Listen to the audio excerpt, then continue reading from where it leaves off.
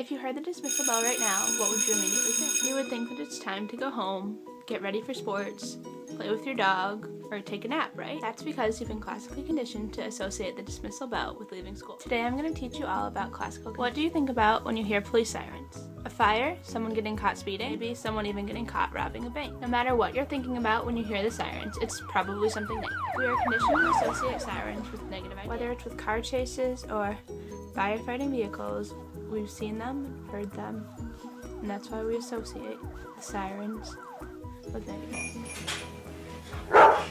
What you just saw was Denali. We conditioned Denali to ring the bell every time he has to use the bathroom. He didn't immediately understand the bell ringing thing. It took him a while to get used to it. But now every time he rings the bell, we know to take him out. We got the idea of conditioning our dog from the scientist Pavlov. Pavlov and his students used a harness to keep the dog steady, while a tube leading from the dog's mouth deposited saliva on an aim connected to a recorder called a kymograph. Drops of saliva moved the pen, making a permanent record of the salivation response to such a stimuli as food or sounds associated with food. By ringing the tuning fork and then immediately placing some meat powder on the dog's tongue, Pavlov began his experiment. We chose the tuning fork because it's a natural stimulant, one that has nothing to do with the dog's response to meat or his salivation prior to his condition. The bell Denali rang, too, was a neutral stimulant. After just a few tries, Pavlov's dog started salivating as soon as it heard the sound. In Pavlov's experiment, he used food as an unconditioned stimulant, an event that leads to a certain predictable response without any previous training. When presented with food, it is a normal thing for a dog to salivate. This is called the unconditional response. Unconditioned stimulus is a reaction that occurs naturally and automatically. Unconditional stimulus is presented. Before, Pavlov's dog had been classically conditioned to salivate at the sound of a tuning fork. Such a sound wouldn't have caused any salivation. An ordinarily normal event, after much training and conditioning, that leads to a response such as salivation, is conditioned stimulus. The salivation in which it causes is a conditioned response, or something learned. Some other things that could have served as a conditioned stimuli for Pavlov's dog are the sight of food or a certain person entering the room, the sound of a certain tone, or even a flash of light. One important thing to remember about classical conditioning is that conditioned responses occur gradually. To show the gradual conditioning, I've asked my brother to help me with an experiment. Every time I ring a bell, he will immediately eat a goldfish. Hopefully, by the end of this experiment, he will be able to salivate at merely the sound of a bell.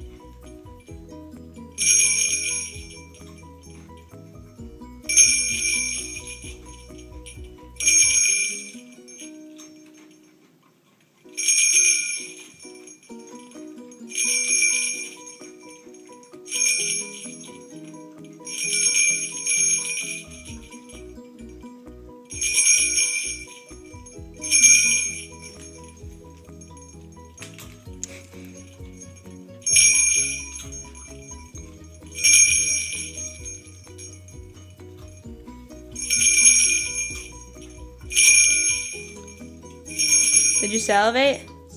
Yes, on the salivatory action. Why is this even important?